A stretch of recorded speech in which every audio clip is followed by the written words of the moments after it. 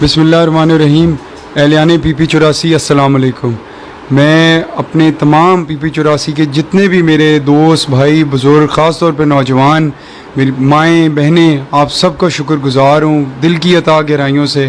آپ نے جتنے زبردست آپ نے کیمپین کی، آپ نے اتنے بہترین طریقے سے، یہ فتح جو ہے یہ آپ کی بھرپور مدد کے بغیر کبھی نہیں ہو سکتی تھی. بے شک یہ آپ کی فتح ہے، آپ سب کی فتح ہے. اور میں یہ بھی کہنا چاہوں گا کہ یہ سارے اس حلقے کے جتنے بھی لوگ ہیں، کسی نے ووٹ نہیں بھی دیا تو وہ بھی میرے لیے عزیز ہے، وہ بھی میرا بھائی ہے، میرا دوست ہے، میرے بزرگ ہیں، سب کا میں احترام کرتا ہوں. اور میں اس کے بعد میں شکر گزار ہوں اپنی قیادت کا، اپنی اعلیٰ قیادت کا، میاں محمد نواز شریف صاحب، میاں محمد شہباز شریف صاحب، میاں محمد حمزہ شہباز شریف صاحب، محترمہ مریم نواز صاحبہ، جنہوں نے میرے پہ اعتماد کیا، میری جماعت نے اعتماد کیا جو میرے پہ، اور مجھے یہ ٹکٹ دیا. اور اس کے بعد میں شکریہ ادا کرنا چاہتا ہوں جو پاکستان مسلم لیگ نون خوشاب کی جتنی قیادت ہے، جتنی اعلیٰ قیادت ہے ہمارے ضلع کی، انہوں نے بھی یہ الیکشن ایسے لڑا جیسے ان کا اپنا الیکشن ہے. ہماری جماعت کو متحد ہو کر سارا ایک میسج دیا کہ ہماری جماعت متحد ہے.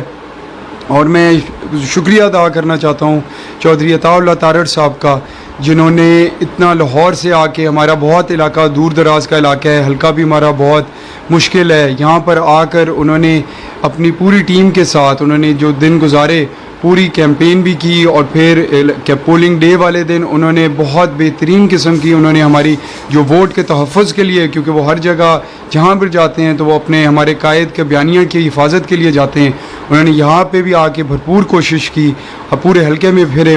ان کا بھی میں شکر گزار ہوں. اور میں سرگودا ڈویژن کی بھی جتنی قیادت ادھر آئی ان کا بھی میں شکر گزار ہوں. اللہ تعالیٰ آپ سب کا حامی و ناصر ہو.